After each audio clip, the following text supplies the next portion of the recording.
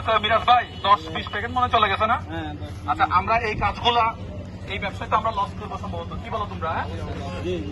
এক প্যাকেটে সম্ভবত আমাদের 100 টাকার আশেপাশে মনে লস আছে না? 100 টাকার বেশি আমাদের লস আছে। তো এই ব্যবসা করে আমরা কত টাকা লাভ হবো তারপরে এটা আপনাদেরকে আমরা জানাবো। এই ব্যবসা শেষ করে গাড়িটা খালি করে আপনাদেরকে জানাবো।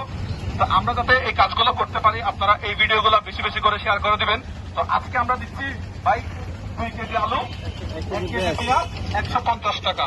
আমরা বাজারে দেখছিলাম 1 কেজি পেঁয়াজ সম্ভবত 110 টাকা, 120 টাকা, আর আলু 70 টাকা করে। তো আমরা দুইটাই দিচ্ছি 3 কেজি মিলে 150 টাকায়। দেখি আমরা এগুলো সবগুলো বিক্রি করে আজকে বাসায় যেতে পারি কিনা, নাকি সবগুলো নিয়ে আমাদের বাসায় যাওয়া লাগে। ব্যবসায় লস করতেছি, এরপরও কি হয় জানি না। মিরাজ ভাই হাসতেছে। জীবনের প্রথম ব্যবসা শুরু করলাম, জীবনের প্রথম 4 বন্ধু মিলে ব্যবসা শুরু করলাম। তা আপনারা লসের ব্যবসা।